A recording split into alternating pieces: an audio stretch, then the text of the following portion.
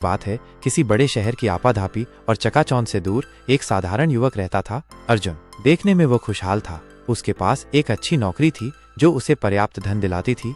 दोस्तों का एक मजेदार समूह था जिसके साथ वो अक्सर हंसी मजाक करता था, और एक प्यार करने वाला परिवार था जो हर कदम पर उसका साथ देता था। बाहरी तौर पर ऐसा लगता था कि अर्जुन के जीवन में किसी भी चीज की कमी नहीं थी, लेकिन इन सब के बावजूद अर्जुन के हृदय के किसी कोने में एक गहरा खालीपन महसूस होता था। एक अनजाना सा असंतोष उसे घेरे रहता था। एक ऐसा सवाल उसके मन में लगातार गूंजता रहता था, एक ऐसा रहस्य जिसे वो सुलझा नहीं पा रहा था।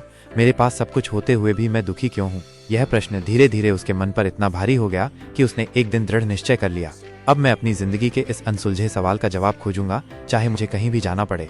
अपनी इस गहन तलाश में अर्जुन ने सांसारिक सुखों और परिचित रास्तों को त्याग दिया और हिमालय की दुर्गम चोटियों की ओर निकल पड़ा। उसने सुना था कि वहाँ प्रकृति की शांत गोद में ज्ञान और शांति के साधक रहते हैं। कई दिनों की कठिन यात्रा के बाद उसे एक शांत स्थान मिला जहाँ एक वृद्ध सन्यासी धूप में लीन ध्यानमग्न बैठे थे। उनकी आंखों में एक अद्भुत शांति और चेहरे पर गहरी करुणा झलक रही थी। अर्जुन को ये समझने में देर नहीं लगी कि वो कोई साधारण व्यक्ति नहीं, बल्कि स्वयं गौतम बुद्ध के एक पुराने शिष्य हैं जिन्होंने अपने गुरु के ज्ञान को आत्मसात किया है। अर्जुन ने संकोच और आशा के मिश्रण के साथ सन्यासी के चरणों में अपना दुख और अपने जीवन की उलझन रखी।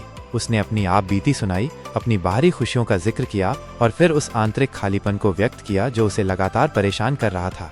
सन्यासी ने अर्जुन की बातों को ध्यान से सुना। जब वो चुप हो गया तो वे धीरे से मुस्कुराए और बोले, हे वत्स, तुम्हारे इस महत्वपूर्ण सवाल का जवाब सदियों पहले, आज से लगभग 2500 साल पहले स्वयं बुद्ध ने दिया था, 4 आर्य सत्य के रूप में। यदि तुम इन सत्यों को गहराई से समझ जाओ और अपने जीवन में उतार लो तो तुम्हारे जीवन का दुख हमेशा के लिए तुमसे विदा ले लेगा।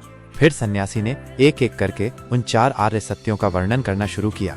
सबसे पहला सत्य है, दुख है। सन्यासी ने अपनी शांत और गंभीर वाणी में कहा, इस संसार में दुख व्याप्त है। यह जीवन स्वयं ही दुखों का एक चक्र है। जन्म लेना दुख है, बुढ़ापा दुख लाता है, बीमारी और पीड़ा दुख है, और अंततः मृत्यु भी दुखद है। इतना ही नहीं, वे चीजें जो हमें क्षणिक खुशी देती हैं वे भी दुख का कारण बन सकती हैं, क्योंकि ये स्वाभाविक है कि वे हमेशा नहीं टिकती। उन्होंने अर्जुन की ओर देखा और आगे कहा, जैसे तुम्हारा अच्छा वेतन तुम्हें खुशी देता है, तुम्हारे दोस्तों के साथ बिताई हुई हंसी के पल आनंद देते हैं, या किसी प्रियजन के साथ तुम्हारा गहरा रिश्ता तुम्हें सुकून देता है, लेकिन जब ये चीजें तुमसे छूट जाती हैं, जब तुम्हारा वेतन कम हो जाता है, तुम्हारे दोस्त दूर चले जाते हैं या तुम्हारा रिश्ता टूट जाता है, तो तुम्हें दुख होता है। क्यों? क्योंकि तुमने इन क्षणिक सुखों और रिश्तों से गहरी उम्मीदें बांध रखी थीं, तुमने उन्हें अपना मान लिया था। अर्जुन गहरे सोच में डूब गया। उसने कभी इस तरह से जीवन के बारे में नहीं सोचा था। पहली बार उसे ये महसूस हुआ कि वो हमेशा दुख से भागने की कोशिश करता रहा था, जबकि वास्तव में दुख तो जीवन का एक अभिन्न हिस्सा है। भाग 2, दुख का कारण है समुदय, there is a cause of suffering. सन्यासी ने अपनी बात जारी रखी।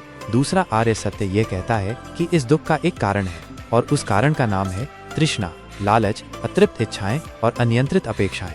उन्होंने समझाया, तुम हमेशा ये चाहते हो कि चीजें तुम्हारी इच्छा के अनुसार चलें। तुम प्रेम की कामना करते हो, सफलता की लालसा रखते हो, दूसरों से पहचान और प्रशंसा की उम्मीद करते हो, और जब ये चीजें तुम्हें नहीं मिलती या जो मिली हुई हैं वो तुमसे छिन जाती हैं तो तुम्हारा मन टूट जाता है, तुम दुखी होते हो। अर्जुन की आंखों में एक नई चमक आई। उसने धीरे से पूछा, तो क्या इस दुख का कारण बाहरी परिस्थितियों में नहीं बल्कि मेरे अपने भीतर है? सन्यासी ने दृढ़ता से उत्तर दिया, बिल्कुल वत्स, दुख का बीज तुम्हारे अंदर ही छिपा है, तुम्हारी अनियंत्रित अपेक्षाओं और आसक्ति के रूप में। जब तुम किसी चीज से अत्यधिक जुड़ जाते हो तो उसके खोने का डर और खोने पर दुख अवश्यंभावी है। अब तीसरा आर्य सत्य, दुख का अंत संभव है। सन्यासी ने अपनी आवाज में एक नई आशा का संचार करते हुए कहा, यह जानकर निराश मत हो कि दुख जीवन का हिस्सा है। तीसरा आर्य सत्य हमें ये बताता है कि इस दुख का अंत संभव है। जब तुम अपनी तृष्णा को त्याग देते हो, जब तुम्हारी अनावश्यक अपेक्षाएं समाप्त हो जाती हैं, तो तुम्हारा मन स्वाभाविक रूप से मुक्त हो जाता है। उन्होंने आगे कहा, यह कोई काल्पनिक सपना नहीं है, यह एक परम सत्य है। स्वयं बुद्ध इसके जीवंत उदाहरण है।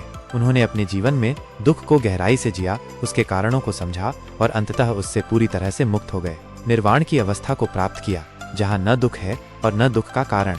अर्जुन की आंखों में उम्मीद की एक नई किरण जाग उठी। उसने उत्सुकता से पूछा, तो क्या मैं भी इस दुख से मुक्त हो सकता हूँ? सन्यासी मुस्कुराए, हाँ वत्स, हर इंसान इस मुक्ति को प्राप्त करने की क्षमता रखता है यदि वो चौथे आर्य सत्य को अपने जीवन में अपनाए, और वो है अष्टांगिक मार्ग। सन्यासी ने अंतिम और महत्वपूर्ण सत्य का वर्णन करते हुए कहा, चौथा आर्य सत्य है अष्टांगिक मार्ग। यह 8 ऐसे कदम हैं जो तुम्हें धीरे धीरे अंतर्मुक्ति और दुख से मुक्ति की ओर ले जाते हैं। 1. सम्यक दृष्टि, राइट अंडरस्टैंडिंग, चीजों को उनके वास्तविक स्वरूप में देखना बिना किसी भ्रम या पूर्वाग्रह के। 2. सम्यक संकल्प, राइट थॉट, अपने विचारों और इरादों को सही दिशा में रखना, जैसे कि करुणा, प्रेम और अहिंसा के भावों को पोषित करना।